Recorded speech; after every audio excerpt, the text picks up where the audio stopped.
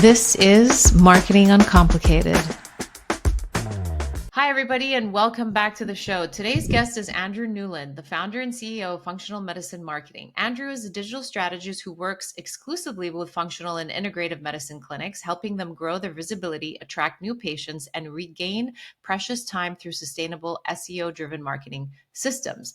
This is so important with any business that you own in terms of regaining time. He's also the author of Digital Marketing and SEO for Functional Medicine Practices and a sought-after voice in the space, having been featured on industry podcasts like the Functional Medicine Nurse and the Junto.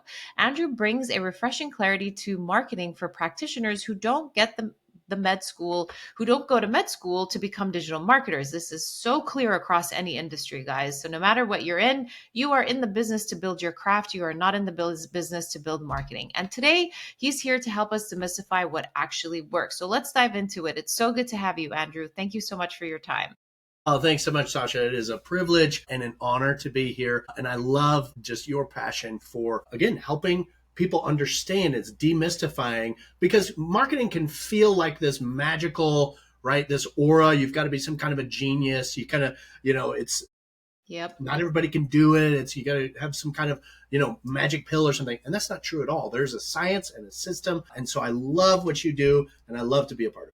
I love it. I love it. So as we talked a little earlier, since you and I were kind of, shooting the stuff here in the beginning, but you work exclusively with functional and integrative medicine practices. What makes marketing for this niche uniquely challenging? So let's uncover a little bit about what we were chatting about. Yeah, absolutely. So functional medicine, we use the term functional medicine in a very broad term. It includes naturopaths, integrative medicine, strict functional medicine. We help aesthetics, we help chiropractors, acupuncture, across the board, but all of those kind of fall into this non-traditional medical, right? Yeah. And really, to sum up functional medicine, the goal is to get to the root cause of the health issue rather than just throwing another Band-Aid pill on it. Yes. Right? So just so we kind of understand, when we say functional medicine, we're using it in a very broad term of a little bit more alternative, holistic, getting to the root cause. Most of them aren't going to be super woo-woo, right? Where they say you should never go in for surgery or something like that. It's very much an integrative approach, bringing the benefits of traditional with diving in and doing that more research. The need of these practices for great marketing is that most of them don't take insurance. And so they're kind of like your normal service business, where to get the word out, they've got to have great marketing. Yes. The other thing is, because it's healthcare, people need to really trust a healthcare provider before they will become a patient or a member, right? So the huge part of our job is to build the authority and trust in an online presence for these clinics and these practitioners, so that they can move down that marketing funnel of trust before they're at that point where they're ready to say, you know what? Yeah, I'd like to do a discovery call. I'd like to have that conversation. And I communicate to our clients and potential clients. My whole goal is to start conversations. We build that foundation of trust and authority with great marketing, great content, and we pass it off to you to have that great conversation, because it takes time to trust. Now, the other need, to be perfectly blunt, is there's a lot of marketing agencies out there that are making these monstrous claims. For example, we'll get you 30 new patients in 30 seconds for 30 cents. Thank you for saying that. If you're in the functional space, you're going to get bombarded with these ads. I talk to people that have tried these. I talk to them every day, and they say, I sunk a ton of money and that system didn't work. It's not necessarily that their system is bad or that they're bad companies. It's just not a good fit in an industry where we need to build a lot of trust. Yes. It might, because they're doing Facebook lead funnel, click funnel type marketing, which it might be good if you're selling a new vitamin C or something low cost, or something that's a little bit more on a whim. You drop $35 or something. Yep. Those might work. I don't think they're working as well anymore. But for functional medicine, one, they tend to be a lot higher dollar, right? It's a higher cost. So we can't just expect, I'm going to do a Facebook ad, lead to a ClickFunnels kind of page, nurture a couple emails, and they're going to sign up for, say, a $10,000, $15,000, $30,000 program. So it takes a lot of time. So we really flip it on its head and see marketing very differently. Yes. The other benefit that we have is we understand functional medicine. So a practitioner, because it's so different, I also hear this a lot where they say, I had a marketing agency, but I spent all my time just educating them. They were going to write content for me. They were going to build me a website. They're going to make social posts. And they would say that we do things that we don't do. They just didn't understand the nuances and a very different kind of philosophy of healthcare. So that's where we have spent a ton of time. And we have a whole team of content writers that really are immersed in functional medicine and understand. Yeah, no, I love that. And I love that we talk about trust, because functional medicine, for those of you guys on, and to your point, as you're saying, like a lot of it is not covered by insurance. And maybe like the only thing that could be covered by insurance is like your blood tests and like all that kind of stuff. But everything else is kind of out of the pocket. And what people are hearing more of is the doctors that are going the concierge route. And to your point, like they are doctors, so it's not the woo-woo aspect of things. They just Yes. are holistically looking at the body from a full scale, versus how most of the doctors that are, focusing on, whether they're a heart doctor, they're a stomach doctor, or whatever they are kind of just focused on that, and the functional looks at the whole body picture. The But whole the whole life. Yep. exactly. So, but when we talk about like trust, let's dive into like that the whole like review thing, because I think it's important, because they say that service industries, specifically ones that are in the medical practice, consumers and patients pay attention to reviews to these type of services, and the medical practitioners are probably top three. So let's talk a little bit going into some of the channels, but because we're connecting this to trust, reviews are a big thing. And one of the interesting things is that, even when I had, clients that were in the medical space, is that they feel awkward asking their patients for reviews. So let's talk a little bit about that. Yeah, and like if somebody hires us on, we don't see that we're just marketers. We really want to come alongside and really do some business coaching and help them, kind of have those conversations. And so that's an important piece. And I find the same thing where you've got these amazing doctors and providers. I mean, they'll spend an hour to an hour and a half with each patient.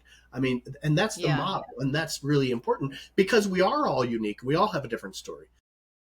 They'll take that time, but then they feel kind of dirty asking for a review. Yeah. Whereas I just try to reframe it for them. And if you just reframe it, it really helps kind of open their minds and go, oh, this is actually really easy. And this is what I'd say. If Mrs. Smith comes to you and says, Doctor, thank you so much. I thought it was hopeless. My labs came back normal according to my regular doctors, and I thought this was just, I'm getting old Always. and all of these symptoms, and I felt hopeless, but you have changed my life. That is the perfect time for that doctor or the office staff or whoever to say, Mrs. Smith, I'm so glad you're feeling better. Would you mind leaving us a Google review so that we can help more people? When you reframe it about helping people, there's no competition in our health, right? Yeah. I'm not out there trying to feel better than, my neighbor. I Yeah. do want my grass to look better than my neighbor. Yeah. But when it comes to health, there's no competition, Yeah. right?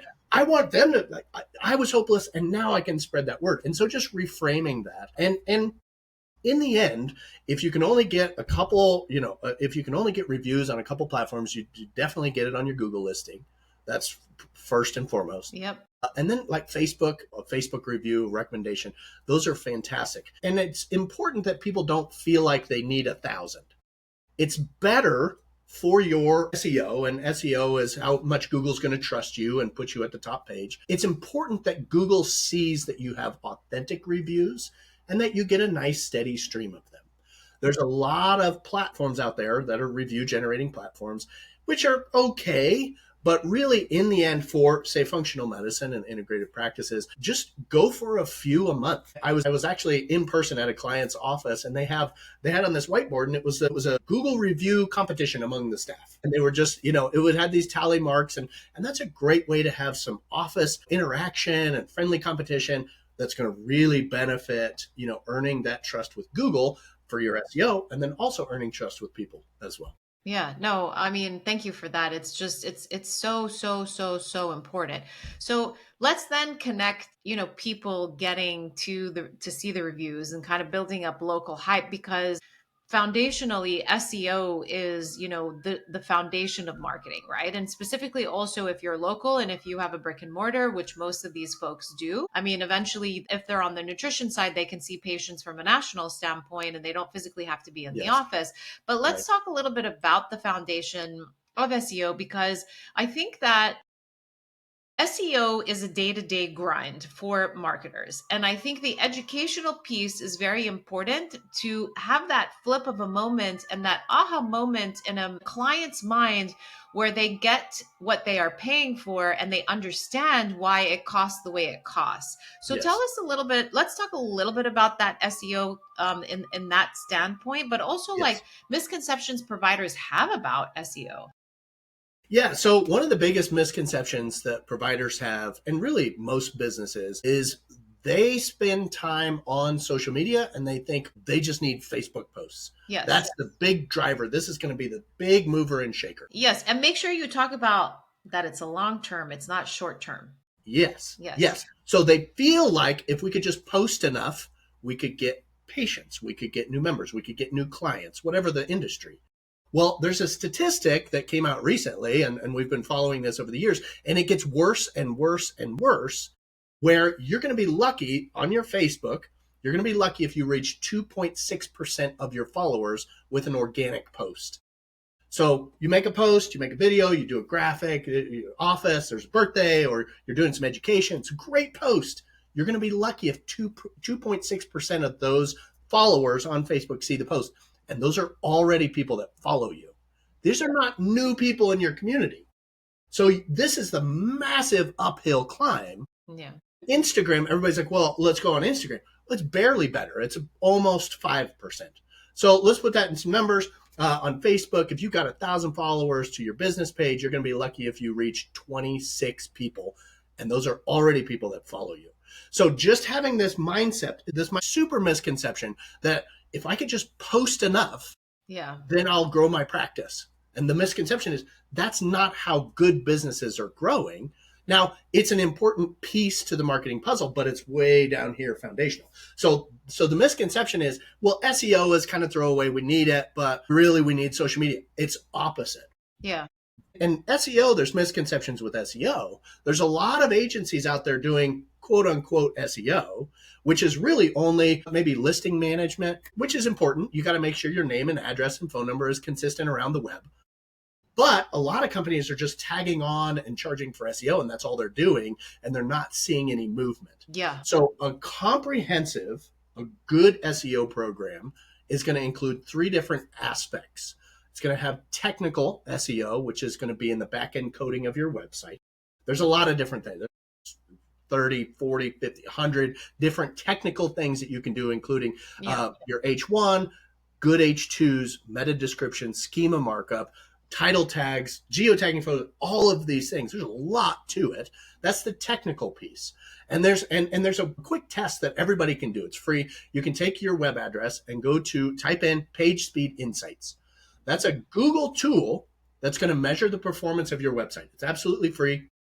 Everybody should pause right now, take your website and go to Page Speed Insights. Takes a couple minutes, but you're going to see what Google sees when it comes to the performance of your website. And it's really important how it performs on mobile. Mobile performance score is going to impact your ranking. So that's when you talk about score, you're talking about speed, or what are the parameters of the score? Yeah. So there's a lot on there, and it breaks it down as far as site load speed. It's got, it's got a few different other categories as far as accessibility for Yep. Do you have enough contrast in your colors? And is it going to be, if somebody's blind, is it going to be, those kinds of things? Is it beneficial to that? So you'll see that broken out in there. So when I say score, I'm just talking about that Page Speed Insights program or that platform, that score. And keep in mind, if you go on your phone and you're like, wow, that loads really quickly. I don't believe this, Page Speed Insights. But keep in mind, we're trying to make Google happy when it comes to SEO. And that's what Google is seeing. So that performance, again, that falls under technical SEO. So technical, content, and local. So that second piece is content. Another big misconception that I see is we all know that nobody's going to read the whole website. And so the tendency is we need to make this just super minimalistic. We don't want a lot of words. We want a lot of photos and videos. And so they decrease down to maybe 200 words on their homepage or something like that. Keep in mind, Google is obsessed with content. And one of the best ways that we can communicate to Google and catch Google's attention to show that you're the go-to authority is with content. So best practices for Google is 900 to 1100 words of content on each main page of your site, including your blogs. Now, everybody, probably a bunch of people are freaking out like, that's so many words. Yes. And it is. Yeah. And so that's when the UX, user experience, comes into play. We want to break those down. We want it to be really skimmable. We want good headlines. And that's where the H2s come into play. So all of these things come into play when it comes to catching Google's attention and proving that you're the authority. So SEO content is more than just, okay, I'm going to just write some blogs, right? You want to know exactly what people are searching in your area when it comes to a particular service. So we create what are called, and we recommend, content silos or content pyramids. So up at the top, you've got, we call it the money page. Yep. So maybe you're an integrative practice and you do functional medicine, you've got medical weight loss, you've got IV therapy, you've got these different services. Each of those services needs a money page. So you've got a functional medicine page. That's going to be 900 to 1100 words. We're going to repeat that keyword. We're going to talk about where you're located and where you're helping people. And then we write niche specific blogs underneath that and then interconnect them. So within the topic of functional medicine, we can go in and you can go in. There's tools you can go in and see what are people searching? Like what questions are they asking within the topic of functional medicine? Yeah. And then starting to write and interconnecting those. So we end up with, I like to think of it like, you know, the old school library, right? You go to the library as a kid and you've got all these different aisles. You've got a sports section, an art section, you got Westerns, you've got juvenile, you got kids. It's the same thing on your website. We want to show Google that you've got this library of interconnected content based on what people are actually searching on in your area. And so content's king. And a little side note about ChatGPT or AI writers. People are thinking, well, I got AI now. Yeah, exactly. Talk to us about that. Content, right? Yeah. Which is true and not true. So Google, when it comes to SEO, has always been about putting the best, most valuable educational content in front of people. True. In a society and a culture where there is just, a massive amount of fresh new content. Yeah. Google is prioritizing the best content. So say I go to ChatGPT and I'm going to say, okay, what is functional medicine or the difference between functional and integrative medicine in Boca Raton, Florida? Okay. Yes. So we're trying to get some of those keywords in there. I go to ChatGPT. What is ChatGPT or any of the AI writers going to do? They're going to go and look at all of the content already out there, synthesize it, and put it into an article. You're not standing out from all the content that is out there because it's just this conglomeration. So you got to use it, right? So ChatGPT is a tool just like anything. It's not going to put marketers out of business unless the marketers don't learn how to use it. Yes. Start with, for example, you might start with ChatGPT, but then you're going to go in, you're going to want to make it sound like you, and you're going to want to add personal experience.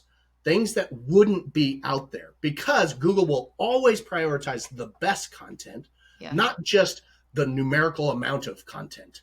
So it's actually easier in a way to stand out with your content if you have a part in it. Google knows if it's AI written, and Google prioritizes human written content for humans. What is the percentage now between so obviously you can use ChatGPT to develop, to create ideas and to give you kind of the baseline, but then you have to humanize it to a certain point. So what is that sweet spot of that percentage between AI written and then human edited? It's better to think of it as, okay, does this sound like me? Yes. Are there some personal examples in here? And ChatGPT likes to throw in real kind of the normal phrase. So if it feels AI, it probably is. It is, yeah. So definitely utilize it, maybe as a good starting point. but then go in and really humanize it and add those pieces. It really depends. I mean, different parts of different industries are seeing a more of an influx of AI content Yeah. and some are less. So there's a lot of different things that go to play in there. Yeah. But really focusing on just making sure it's in line with your brand. Yep. You don't want to ever say that you do something that you don't do just to try to get some views. Yeah. And then adding that personal piece, maybe some personal experience, throwing some social proof in there with a testimonial back to those reviews. That's a great way to kind of leverage those reviews. Yeah. And also talk to us a little bit about how you can develop and build out blogs that are hidden so that it doesn't need to be like you don't have to have like a blog like page where it's like all your blogs are there, because maybe you are developing the SEO and really kind of hitting the ground from that standpoint of, attracting, because the concept of is like, some clients always push back and say, well, nobody's really going to read my blogs, right? Yes, And like, yes, to some degree, it's like it's an authoritative like presence, but you can attract through the blog to then further get people into the website. So those exactly. landing pages can be visible to the person clicking on them, but other traffic that comes may not necessarily see that particular blog. Yeah, for sure. And that's a really good point. A lot of people think, okay, how many people, like the KPI, another misconception is Mm-hmm. KPI for SEO is how many people read this blog. Yeah. And that's not a good KPI for SEO Yeah. because we don't really care if anybody reads the blog. We care if Google reads the blog. Yes. Because when Google sees, back to that library of authoritative content, when Google sees that, it doesn't just increase the ranking on a blog, it increases ranking for your whole website. It's the Yes. it's the tide that raises all the boats. So you might have this authoritative content and find that your homepage, and you will find it, that it's increasing and you're starting to get on that first page for a lot of different keywords. And then yes, you're absolutely right. There's two different like lifestyle or blogs that a doctor would write, more medical journal-y or more lifestyle, especially with health coaches. Those are going to be very different style than an SEO blog. Mm-hmm, mm-hmm. Because we are definitely trying to attract Google's attention primarily. So we'll have clients that don't feel comfortable putting SEO blogs in with their regular blogs. And we totally get that. So there may be a blog section, and then maybe down in the footer, we'll have like a media section. Yeah. So that we can have those blogs. The important thing is you can't hide them so much that Google can't find them. True. So it is important that it's navigable, however you say navigatable or navigable. Yeah. Like you still have to get there somehow. Yeah. The best is if it's up in that, the main navigation. That's the primo, that's the best. Yeah. But we can still, especially in an industry that isn't just permeated with SEO, functional medicine, for example, yes, putting it down into like a media section, it's still available. People could still get to it. Google can read it. It's still indexed. Yes. Those are important things, but you can kind of separate those out. We've also even just buried them in the blog section so they're not up and, front and center. We'll just basically manually make the date 2 years ago so that it's down in the list, still good for Google. We know people aren't going to probably search through 100 different blogs. Yeah. So there are ways definitely to do that. It needs to still be visible to Google. Yeah. Like you couldn't just have a password protected area because Google doesn't have the password. Yeah. So it needs to be visible. Thank you for that. I actually want to dive into other channels because the functional medicine industry is a little bit of a tricky one. And why do I say this? So Google, from an organic standpoint, have zero control as to any of the keywords that you're going to be ranking towards. Now, paid, they're going to have a problem with certain keywords that are obviously against big pharma who are controlling some things.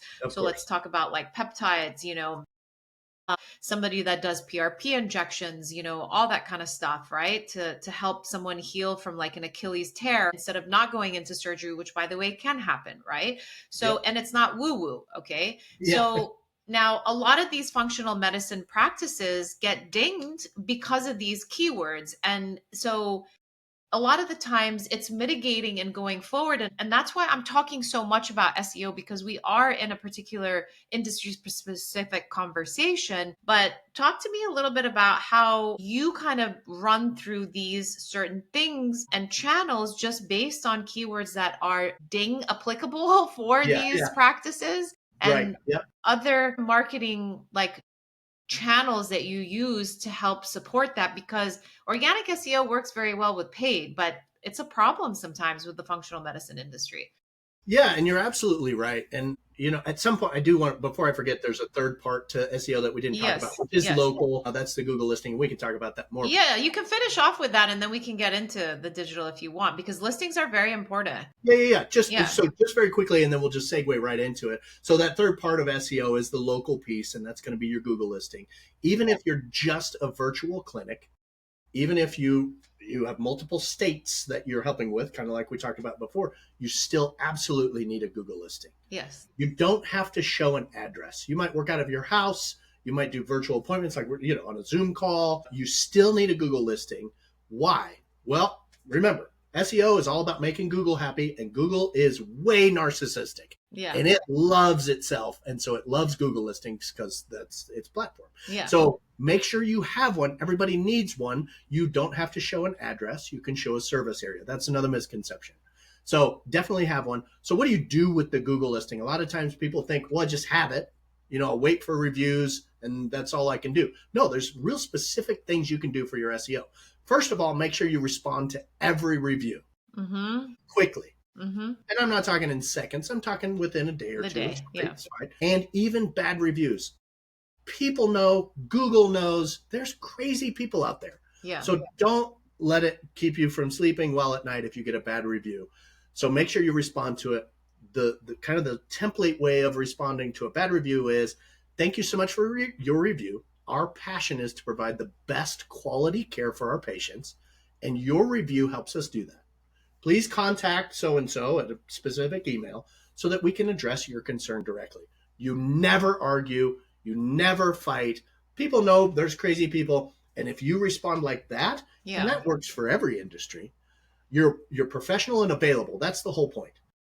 On the SEO side, just responding, Google sees, wow, they're using our platform. We love that. Okay. The next thing you're going to do on your Google listing is to ask and answer your own questions. Everybody knows that somebody can ask a question on a Google review, and maybe you don't know, but you can ask a question and it goes to the owner, and the owner can respond. Yes. You don't have to wait for people to ask. You're the owner. You got to log in, ask a question, and then respond to the question.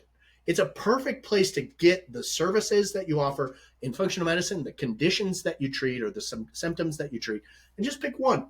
Do you help people with GI issues? And then you respond, yes, it doesn't have to be fantastic or anything. Just talk about it. It's the same thing that our clients are talking to their patients every day. Yes. So ask and answer your own questions. The third is they normally show up at the bottom of your listing. They're called updates. They kind of look like a Facebook post, and there's a ton of SEO juice. That's how you can get fresh content on your Google listing for SEO, which works perfectly in conjunction with your content strategy on your website. Yes. You write a post and you link to it. You have the opportunity to do a call to action, and you're going to link to that. And then on your Google listing as well, you can geotag photos.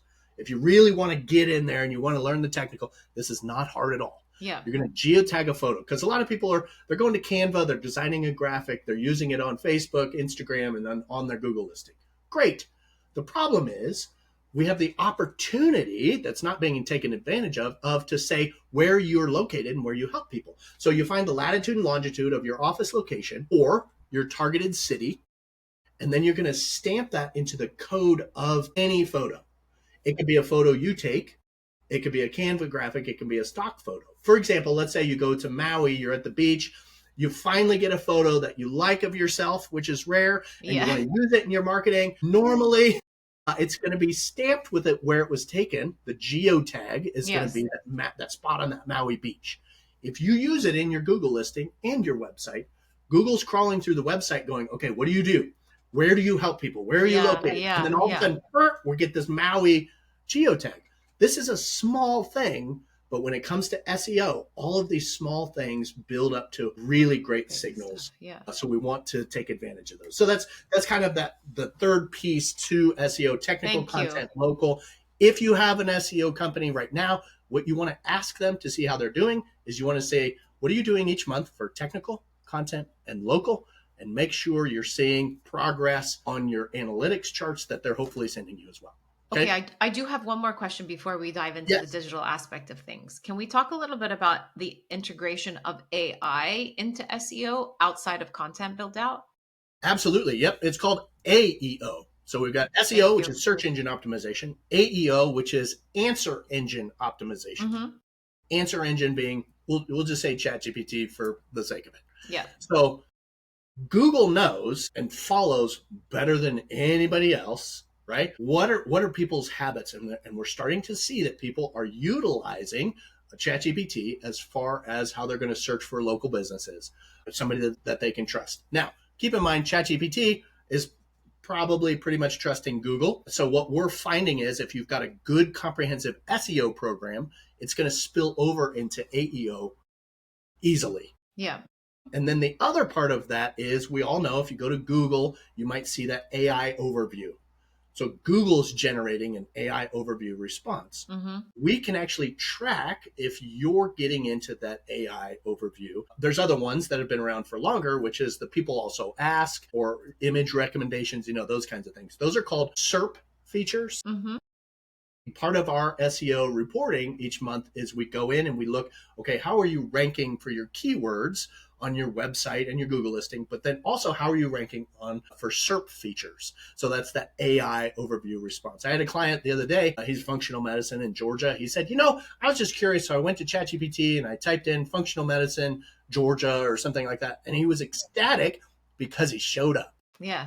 That is evidence. Okay, we've pivoted a little bit, but because our SEO program is so comprehensive, Yeah.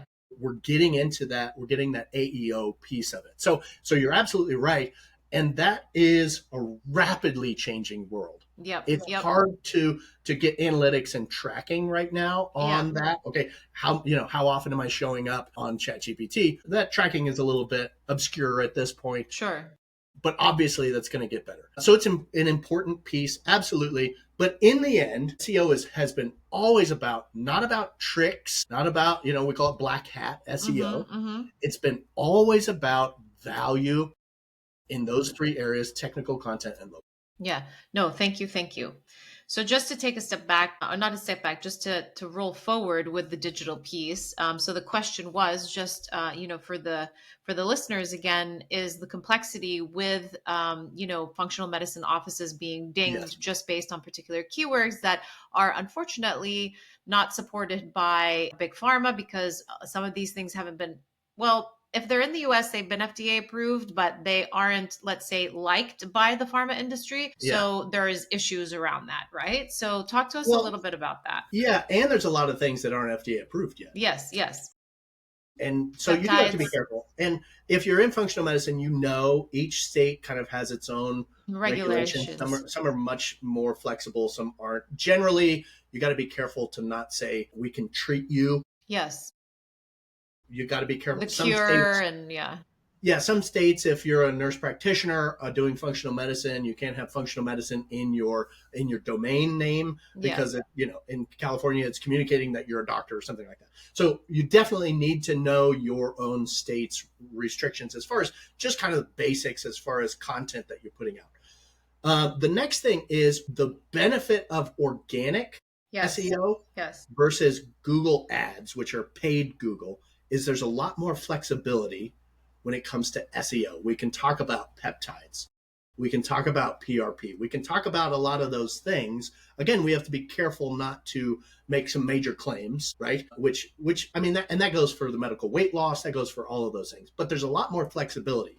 Now, if you have, say you've got one of your services is peptide therapy, PRP, and you have it on your website, okay, everything's rolling fine. Now you're like, you know what? I'm going to do Google ads. Yeah. I'm going to do Google ads. I know I can't do an ad on PRP. So I'm going to do just general integrative functional medicine and do those campaigns. Now, when Google goes to check and approve those ads, it's going to look through your entire website. And at that point, that's what's going to get you dinged.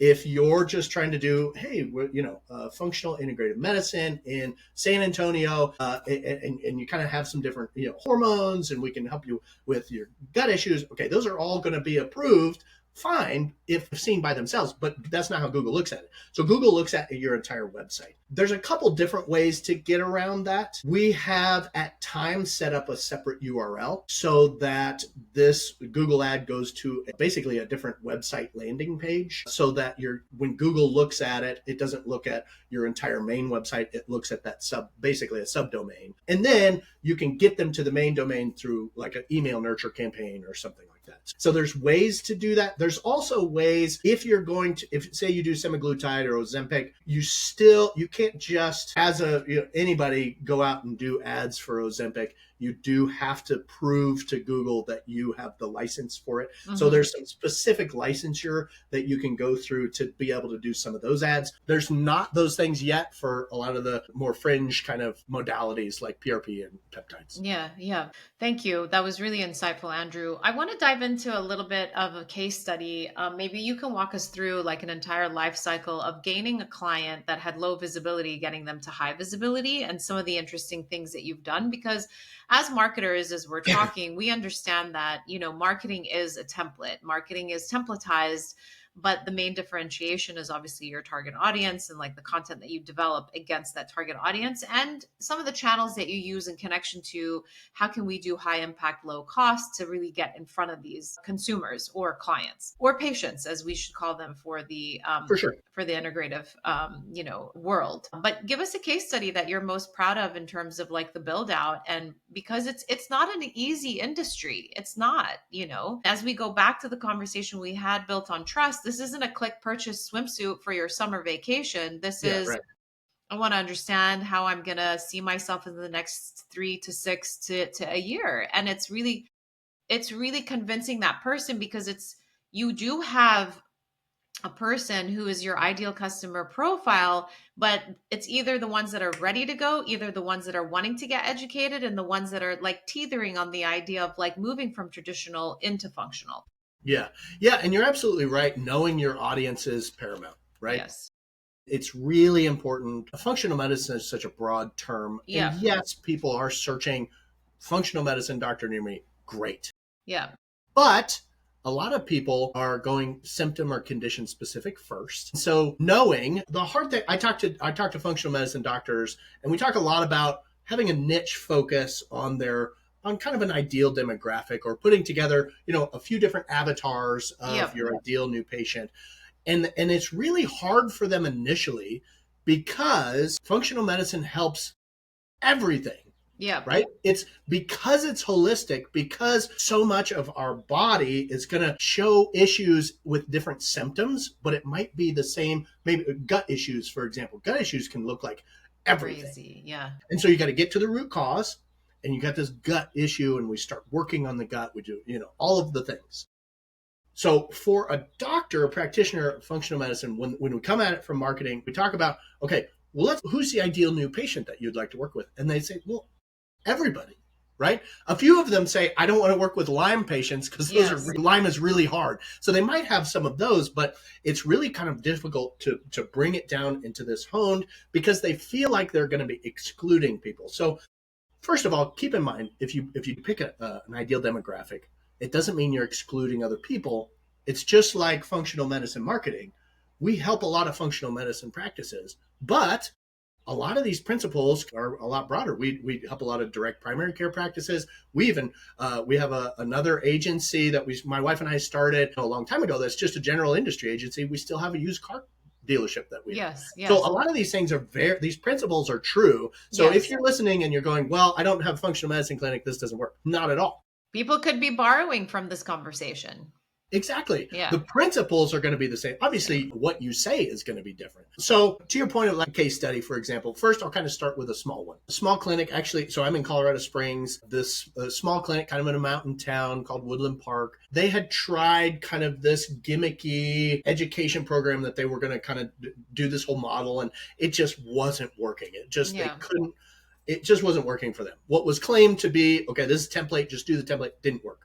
So then they came to us, and I spent a lot of time setting the expectation that this is not a magic pill. We're going in for the long haul here. I call it tortoise marketing. Yeah. The tortoise in the hare. The tortoise always wins. Yeah. It's just not as sexy, right? And so we got to do the tortoise method. I like to say SEO solves next year's problems. Yeah. The biggest thing that ruins good marketing is an undue amount of expectation and desperation. Yeah. If I somebody like comes that, to me the and says, desperation. if somebody comes to me and says, if this doesn't work this month, Yeah. my business is going to fold. I tell them, I've heard that. it would be better for you to just keep your money and stay in business for 2 months. Yeah. Right? Don't pay me because I can't solve all your problems In a day. in a month. Yeah. So good marketing that all works together. We talked about that marketing puzzle, all works together. Now for this client, they had great systems. They had really good people answering the phones. And we started just with SEO. And we started just getting that local organic traffic. Thankfully, that small mountain town is close to here, Colorado Springs, which is going to have more demographic for us to go to. So, we could kind of expand. And we started getting that ranking up. And they had a great perspective, and they were in it for the long haul and not super. They were desperate. We're all desperate as business owners, but they understood, okay, we want to do this for the long haul. So they did high ticket. I mean, they do pretty expensive functional medicine programs, 10,000 plus 15,000, kind of the program is in there. Before starting with us, they were using kind of this gimmicky model, and they were get one new patient a month. Yeah. Very low, just hit or miss. They had to try something else. After about 8 to 10 months, we had them at almost 10 new patients a month. Yeah. So, and you might be hearing that and going, 10 patients, I need like 100 patients a month. Well, keep in mind, this is a high ticket item. So this completely turned their lives around. What was kind of a hopeless, I don't know if this is going to go. Now they're expanding, and now they're of a podcast, and they're bringing in different modalities and things that they can grow from there. Hiring, it's exciting to see, because they're real people. And a lot of times it's easy for us marketers to, especially if you help in, more corporations, you're just a cog in the wheel. But that's what I love about local businesses. You can be a part of their story, and you can completely change it. Yeah. So on the flip side, we've helped some of the biggest functional integrative clinics in the country. There's one in California that they came to us, and their social following is magnificent. They have a person in-house doing social media, and they kind of caught it. They've been doing it for 10 years or whatever, and they have a great following, but they've just been living on this social media piece and looking at their SEO. Yeah. Even though they're monstrous, just the go-to clinic, people just weren't finding them organically. So we dove in and we started doing a little bit more. We did a lot of SEO for them because they were a bigger clinic. Yeah. And a lot of SEO means we're writing more content as part of that. And again, just to be able to see, because we use Google Search Console a lot to track KPIs for SEO, and to see just kind of this plateau, and then all of a sudden, the impressions and clicks just skyrocketing. In the SEO world, it's skyrocketing. It's not yesterday, it's not one day, but just over the months. And to see their numbers, and to see that their clinic is now a lot more holistically growing rather than just relying completely on their social media, which is going well. Yeah. So kind of to your point, as far as, okay, we love SEO. SEO is fantastic, but it is horribly slow. Yeah. And so we do like to combine different services to really get these kind of results consistently. We've been in the functional medicine marketing space for 5 years. We're celebrating our 5th anniversary. Yeah. And so I call it the trifecta, the 3 best marketing strategies that every business clinic needs to tap into. Yeah. Maybe not all at once if you're small, but getting to that point. And the 3 are SEO at the cornerstone, supported with Google ads and Facebook and Instagram ads. Yes. Kind of back to the organic problem where it's really hard to get in front of people organically. Yeah. Ads is an excellent way to get the word out. Now, just looking at those 3 things, they each meet a different need in that different kind of sales cycle. Yeah. So up at the top, there's a lot of people that don't know about functional medicine. They don't know there's a different way. They don't know these clinics. And so that Facebook piece, or Facebook and Instagram ads, is easy to get the word out.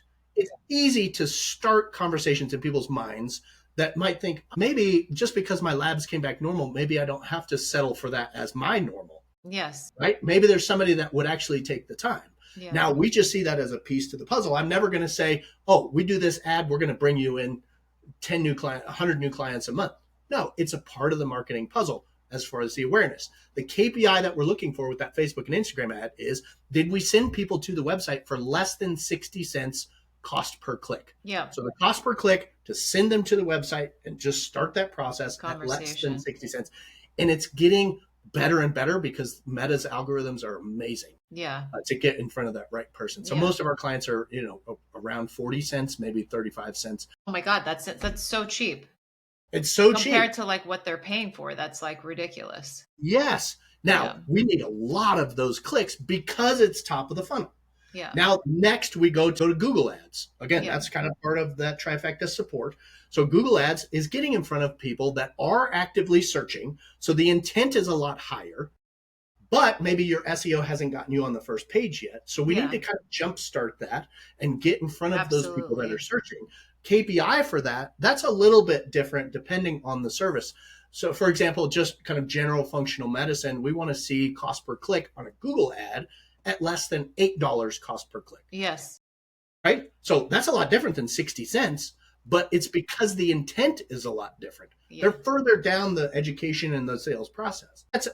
Those can kind of be different. If we do a lot with holistic cancer care, Yeah. and those tend to be really expensive programs.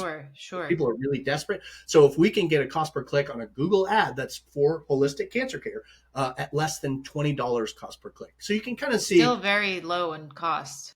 still very low in cost. Yeah. Now, those are just clicks, right? We're getting people to take some action. We're getting them to a landing page. Yep. We do track conversions, which would be if somebody fills out a form or makes a phone call and they're on that call for longer than a few seconds. Yep. So we're definitely tracking those, but kind of seeing the different parts.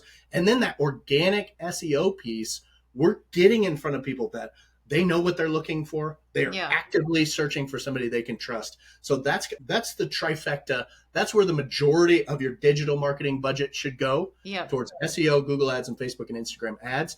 You still need social media posting over here because kind of the normal journey is let's say somebody sees you on Google, they go to your website. This may be the 5th time they've seen you and gone to your website because it takes a long time. And then they kind of scroll through, they don't read all the words, of course, but they're looking, do you help me with my thing? And I'm going to check out their Facebook page. I'm going to check out their Instagram. And so if you haven't posted in 6 months, you immediately lose some of the trust that you took a bunch of time to build. So it's a very important indirect piece to supporting that trust and authority. Yeah, no, absolutely. Wow. Super educational, Andrew, and very insightful. I appreciate that. Thank you for that. And I think it's going to be a wealth of knowledge to our listeners. Before we let you go, there is something that I like to do, which are like fire around questions. So whatever comes to mind, just answer. But I'd like to have a little fun with this. So what's one SEO myth you wish would disappear forever? That all you have to do is listing management. Yeah. Your go-to podcast or book recommendation for clinic founders? Ooh. Okay, for clinic founders, I'm a huge advocate of personal development. Oh, I love that.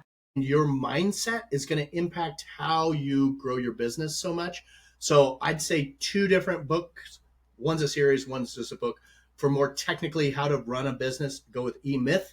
Okay. E-Myth Revisited. It's an entrepreneurial myth. It's basically the concept of, okay, maybe you're an amazing doctor, but you still have to wear all the business hats. Yeah. And so it summarizes that really well. But then kind of the personal development side and the philosophy side, there's a series of books called the Go-Giver series. Okay. By Bob Berg, and the other guy's name is Mann. His last name is Mann. But the Go-Giver, and it's about providing value first and genuinely caring. And that makes all the difference. And that made a huge difference in my business. I like that. Thank you. The mindset is super important. So thanks for bringing that up. Most underrated digital marketing tactic right now? SEO, hands down. Okay. If you just had $500 to market a new clinic, how would you spend it? If I just had $500, this brings up a great question. I'll try not to talk a lot because this is supposed to be quick fire. Okay, if you're starting a practice, you tend to have more time than you have money. You still have to pay the piper when it comes to marketing. So figuring out what you can do or what your business partner or your family can do to make up because just having $500 to market, new practice, I would probably do $500 towards Facebook and Instagram ad that then push people to a waiting list. So Yeah.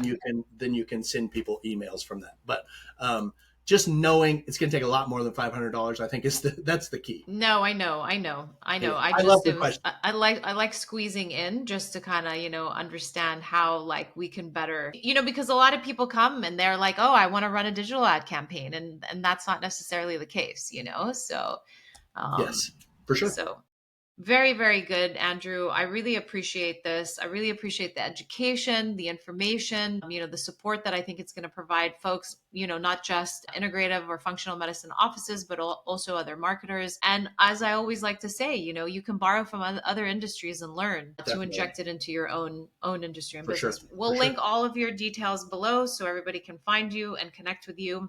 Would love that. Thank you so much again for joining. This has been wonderful. Thanks so much. I appreciate it, Sasha.